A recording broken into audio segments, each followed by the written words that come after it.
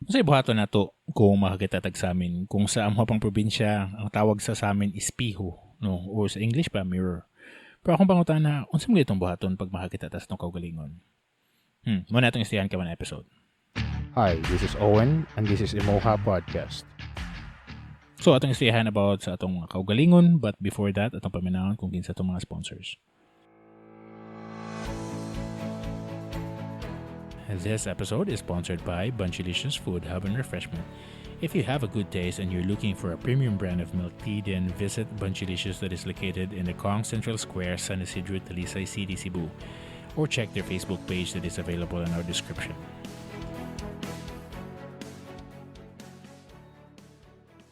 So, just quick lang yun. Kuha mong sa amin and then tanawa inyong kaugalingon. No? Most probably, ang unang makita ninyo kaning mga 4 things, or this is the 4 major things inyong makita sa inyong kaugalingon. Ang inyong mata, ang inyong ilong, ang inyong baba, o siguro ang inyong buhok. No? Siguro tagal na itong chance po, siguro ikaliman lang siguro atong bugas. No? So, tagal na itong chance na apil natin inyong bugas. No? So, for sure, mo ganyan itong tanawan nga natin bugas. But wala mo tanangita sa amin, pabalang yun tanawan nato itong tiil, diba? Or maybe ang atong kamot. Unless siguro in extreme cases na dili gyud nato malihok atong kamot o atong tiil. So, lain sa kayo kung mangita tag sa amin lang gyud pa lang gyud tanaw na atong tiil, no. Lain sa kayo, di ba? So, kung wabantay sad mo na every time mo agi tag sidewalk na yung mga glass panel din na ato ding tanaw atong kaugalingon, di ba?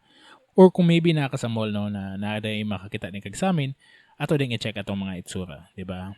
So, naisa yung mga dakong samin nga musugat na to sa sud sa CR, especially kung naka sa mga airport o naka mga dagko na malls, no? Then, that's the time na tanawon din nato itong kaugalingon, di ba? And then, makaingon na ito, inanaday ko, di ba? So, kung usahay dili ginato madala, ato din gamiton na itong front camera pa palang matanaw na itong kaugalingon o to check ourselves, no? Kung pina-selfie din, pa palang gid makita ta, mo din itong naong karon. Kaya wa mo ko sa amin, ako lang front camera akong gamiton. So, we are so conscious with our appearance and how we look in the public, no? So, kung baga, ngayon ta, gwapa pa ba ko? Or, chuy ba ko, no? Most probably, mo ingon din mo na ako na, kabalo na kung sa ito mong aninin mo na episode when mana din ka na ako na, marami no sa before ta manghimantay sa uban, no? Or, unsa ba diha? But, well, you're probably right, no? Siguro, we need to check ourselves good. And then we need to be conscious about it. I think I understand that. But my real point is the subconscious mind, not the conscious mind. Okay? What I mean, the subconscious mind is the self-talk. Kumbaga, night times nga, di ginato na malikayan, no? Kanang mag-istorya tas ng kaugalingon. And night times ko na when you check ourselves in the mirror and then you can say, okay, fine, you look good and you're ready to show yourself in the public. You wear those pretty dresses and the most expensive shoes. Siguro ka na mga Air Jordan, no? Or mga Air Max, mga Kobe din, no? Or siguro ka na mga LeBron James na mga sapatos, Nike, Adidas, no? And then sa mga babae siguro na yung mga Victoria's Secret na mga bikinis, no? And then also ang mga Gucci bags or kana mga Louis Vuitton bags, no? And makaingon sa ta na fashion has also a statement, right? Muna yung makaingon ta usahin na this is my fashion statement, no? Like, we're talking to the public that this is the kind of style that I want, right? But there are times that we forget to check on how to talk to ourselves. Fashion has also a statement, right? And we also need to have a statement to ourselves, diba? So, muna siya ang self-talk. And so, night times na makalagot yun ang sa kabutang or siguro makabantay ka na musaka na gayong mga emotion, no? And like ganahan ka sa kabutang siguro or ganahan ka sa usa ka tao, no? Or siguro nag-uul ka sa usa ka sitwasyon, no?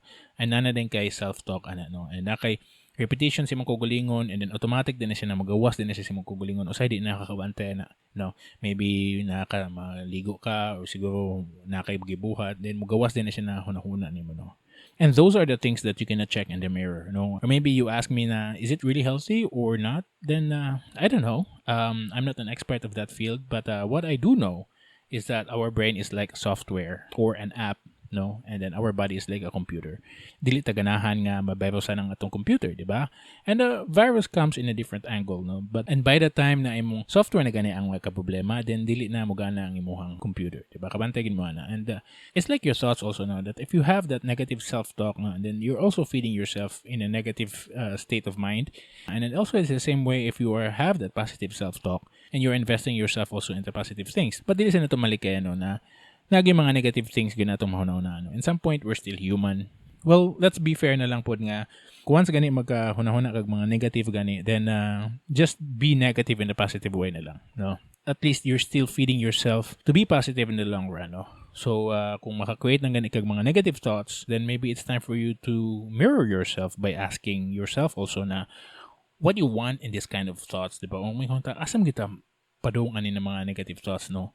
Kung maglagot mga ka sa silingan nimo kay bati kay siya mga sinina, no? Banda, wala kay padungan ana, di ba? Wala jud kay padungan ana. But kung usahay mo ganina maglagot ka sa imong katabaho or sa imong trabahoan mismo, imong kauban, no? And then maybe you ask yourself kung asam ko padung ani, no? Unsa man akong buhaton? No? I know those are the negative thoughts good, no? Ang gawas nga nastong hunahuna, no? And then mula na siya kung kuan ba na. And it's really the same na kung manamin ka nga imog yung kailangan tarungon ang imong buhok na kalkag, no? It's the same thing sa atong thoughts pod na kung makalkag na ganitong hunahuna, then maybe panahon na sana siya nato ng sudlayon, no? Or maybe ang sudlayon ang sa amin maka-remember ka na i-check sa nato itong kogalingon na unsa mo gid ito makikistorys ng kogalingon, di ba? So yeah, I think that's the end of my episode, and the thoughts lang that I really want to leave is that if magkita magay mo sa mga kogalingon ba no, na every time mo atubang kag sa amin, no? Kung sa may gusto na mong ipangutana sa iya, ha? Please leave your comments in the comment section below. Also, if you want to follow us, we are available in Facebook, YouTube, Spotify, Google Podcast, Apple Podcast, and Pinterest, no? So kung sagasa magani ka, you can always check our channel. And ana lang, basta ayaw kalimti lang yun. Basta magluto, maglimpyo, manghugas, manglaba, magkaon, maginusara. Kaya na podcast para sa Imoha. I'll see you in the next episode, and I always love you. And you know that. Bye-bye for now. Take care.